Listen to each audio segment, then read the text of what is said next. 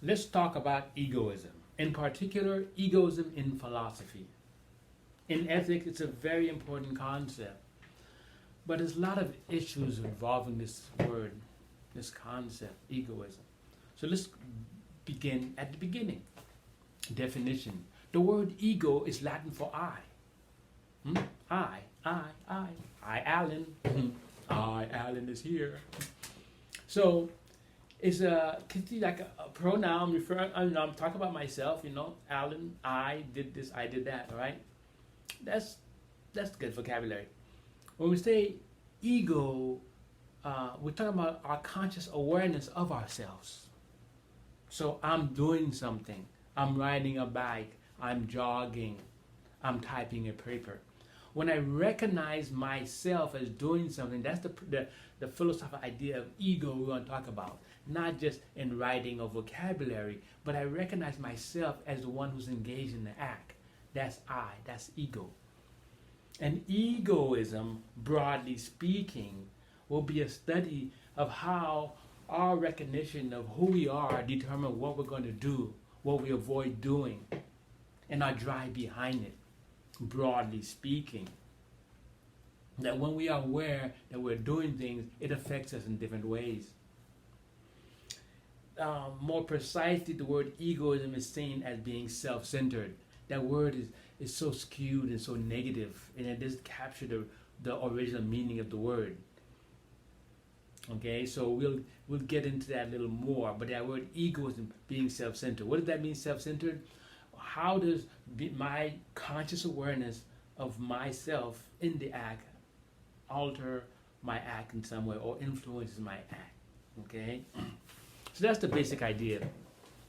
The significance of this is that we can look at egoism from the point of view of ethics and morality. So the second point we want to look at, first the general definition. The second point is, can egoism serve as a theory of morality? We're going to argue for that you can propose a theory based on yourself as a center of measuring right and wrong to develop a moral theory. We're going to call it ethical egoism. That's going to be down the road. And so that's why it's important that we get a good sense of this concept of egoism. And some of the big things that, because it's not limited to philosophy, okay? Egoism, the concept is out there in the world in a very verbose way, so that other people feel they actually own it more so than philosophy. That we're trying to get a piece of the pie, you can say. So we're not going to talk about an ethical theory right now, but no, that is on the table. What we want to look at, those other areas where egoism is used, right? The first thing we can look at is the idea that egoism, ego, I, okay, represent also a trait of character. A trait of character. What does that mean? When I look at myself in action, okay, on occasion I could be fair or unfair, beginning the ethics side, okay? Because it's hard to escape this. I'm doing something for you, but I see an opportunity for me to benefit a little more than you. So I'm a little selfish. I take advantage of the situation. You're not aware of it, but I do it. And in fact, psychologically, I begin to do this again and again and again. So there was an act of selfishness, but now I saw the benefit of that act. I keep doing it again and again and again. Eventually, I create a trait of character known as selfishness. I am a selfish person. Acts of selfishness are not the same as being selfish. A selfish person had to have come to this position by repeatedly engaging their ego in taking advantage of other people. Go back to Aristotle a little bit if you want a little brushing on this idea of character, okay? You don't become selfish overnight. You have to have repeated this activity over time so that it is now a trait of character. This is the psychological side. It's not only just philosophy, because you have engaged this activity so frequently, now it's your tendency to do it. You have a mental disposition and you have a neurological disposition to take advantage of people. So egoism easily leads to selfishness. However, when you're in seeing yourself as the doer, okay, you can always constantly be in the middle and never take advantage of people. Another side of this, when you see yourself, you also see the other. And it is possible, and many people in fact engage in it, they put the other before themselves. This is called altruism. So whenever you're in a situation, you put the other person before you. At first, you do it and it felt good, people responded. Then you do it again, again, again. And eventually then, you become an altruist. An altruist is not just an act of altruism. We can all act because we have this ability to do things for the moment. But when somebody's really an altruist, okay, when they have repeated this attitudinal behavior for so long, it becomes a trait of character. It becomes a mental disposition. It becomes a neurological mandate. You get in a situation, you first think of the other. All right? Altruism is preferred by many people in society. People like when others have that characteristics. Why not? If you're an altruist, I know my needs will be met. So people like that. An extreme version of altruism occurs when people become selfless. You recognize yourself in the situation and you recognize the other, but you think the other is so much more important than you that in fact you have no value. So in that case of selflessness, you give and give and give and give and give excessively till the point that you injure yourself. Selflessness without concern for self.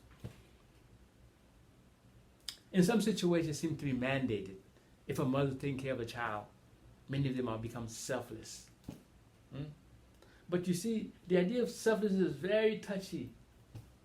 If you are an altruist who gives to others but recognize your own limit because you have your own human needs, okay, you will appear to be selfless. In my philosophy, an ideal altruistic person appears selfless. They stop at their minimum, at their breaking point. When you go beyond the breaking point, where you begin to hurt yourself in many, many ways, economically, time-wise, health-wise, you are in true selflessness. And that, my friend, is wrong. It's bad. Now, on the receiving end, the people who are receiving your service, they may keep taking. But it is really harmful to you. So selflessness is a form of self-destruction. Not that you hurt yourself directly, but you sacrifice yourself for the good of others. And if you're a selfless person, again, this is a trait of character. Okay? It's not you are selfless once. You can all be selfless once, you sacrifice. But if you do it on a regular basis, you become a selfless person. Seeing in this sense, we're seeing them as trait of character. They become mind's construct. So when you enter into a room, everyone, when you enter the room, you're already established. You can behave in all four of the ways. However, your character is already established. It's not established in the moment. This is making a challenge when you're teaching ethics, because this is not an aside. No one can escape that because we have conscious awareness of ourselves. So gradually over time, we're slip-sliding away. And in some situations, we may be selfless. In other situations, we're altruistic. In other situations, we're egoists in the right balancing way. Okay? But our character can't go without being transformed by day-to-day behavior. So when we look at ego and egoism, people are seeing that, this trait of character. And if you've seen a lot of people being selfish over time and hurting a lot of people, you blame the ego, the awareness of yourself. But you can go either way. If you don't like the way your character is, do what Aristotle suggests. Practice the opposite again until the change is over. Okay? We have to understand that part there. Point number 3. Okay? Which is, go piggyback what I just mentioned before. When you look at these concepts all together, egoism, altruism, opposite sides. Okay? An egoist places himself or herself first before others. Okay, that's the essence of egoism in the balanced way. I'm taking care of my needs, and then I'm gonna take care of you first. Like if you are a parent and you're on an airplane and you have a child with you, okay, and there's an emergency, the rule is you first put your mask on yourself, okay, and then you take care of the child. The idea is, according to the airlines, if you go take care of the child and you run out of gas, well, you die, and so does your child. So you have to take care of yourself, then take care of others. That is a perfect expression of egoism. You're not going to leave the other out, but you take care of the priorities that you need to take care of to help other people. Okay, that's egoism. When you are selfish, all right, you take care of yourself and you ignore the other person. You're not necessarily maliciously trying to hurt them, you just ignore them. All right, even if you're supposed to have a friendship, there's supposed to be a connection, okay? You are inactive, you're not supporting them like you're supposed to. Selfishness is definitely wrong, and it's a wrong against the other person that's supposed to be getting some kind of benefit, right? You're only taking care of yourself. That's be selfish in selfishness. So in selfishness, you put yourself first and you abandon the other person. You ignore the other person, basically. Altruism, okay? We're breaking these concepts down to see the dynamics inside an ethical machinery, okay? Altruism, properly defined, is when you put others first and yourself second. You first, I'm second, all right? All right? It's not that you forget about yourself, you're just taking care of the other person first, okay? And in that framework, it actually creates a dynamics. And many people love being treated first, great attention. And so if you're an altruist, people like that. As a matter of social custom, you should, depending on your situation, you always put the other person first. You act altruistic, okay? That's the kind of social way we deal with things, right? And in many cases, that's the way it works. It's a little different than egoism. Egoist, I'm first, you second. Altruist, you're first, I'm second, all right? And when you look at selflessness, you put the other person first and you abandon your own needs. Okay? You put the other person first and you abandon your own needs. All right? At your detriment. Okay? Let us say, for example, we went back to the airport when you're on the airplane. All right? You take care of, if you take care of your own needs, then the child, then you're being an egoist. If you take care of yourself and let the child fumble on his own, you're being a selfish person. It's all about you. The child is on his own. If you put the child first and you second, and you can do it, if you think you can do it faster than the airline expect, you're being an altruist. Okay, I'm going to take him first before I do myself, and many parents will do that. If you take care of the child, don't even think about your own needs. You put on the mask and you make sure they're comfortable, try and give them instructions and stuff like that, and you forget about your own mask, that's not important to you, you're being selfless. And at the end of the day, you're going to die. The child is going to live, assuming the plane don't crash. All right? You could see that dynamics, that selfishness can be seen as wrong, and so can selflessness, but for different reasons, okay? For different reasons. When you're selfish, you're hurting someone else. When you're selfish, you're hurting someone else. When you are selfless, you're hurting yourself. These two dynamics create two different kinds of things. On the one hand, we may say selfishness is being unethical because you're hurting someone. And selflessness is being irrational because you're hurting yourself. Our focus is supposed to be on ethics, so there is a sense in which we ought to spend some time looking at the idea of selfishness. The word selfishness in general, we call it egotism. Egotism is the belief that people are selfish. Egotism. Egoism is that some people can be self-centered. Okay, there's nothing wrong with being an egoist. But egotism is about being selfish, taking advantage of people in general. Okay? A psychological egoist is someone who is born being selfish. Notice I didn't say psychology egotist, which is the proper word, but this is a misnomer.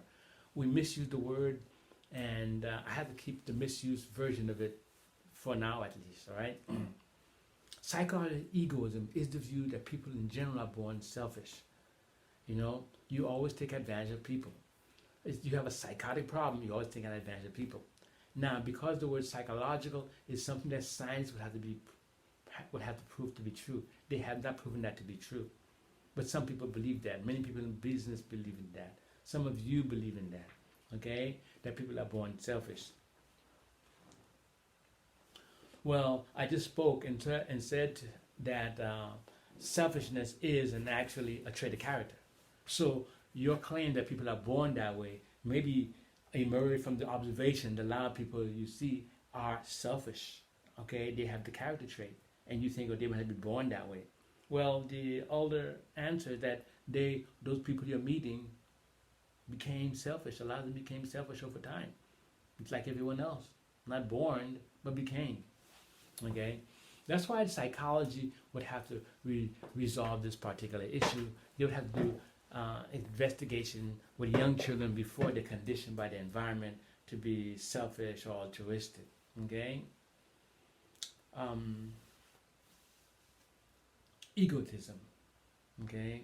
So when we look at egoism in general, all right, because it's really an awareness of our of ourselves in action.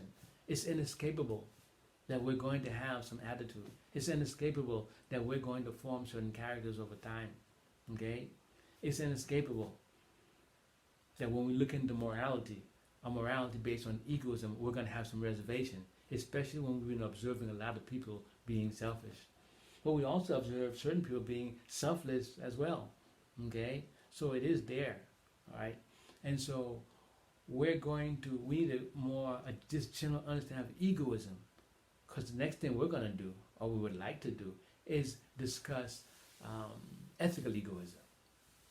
Okay? So really, this is psychology. At the same time, it's the background to the philosophy. Can we formulate a theory where you put yourself first, and at the same time, you manage to really engage in genuine moral and ethical acts in the world? That's the question.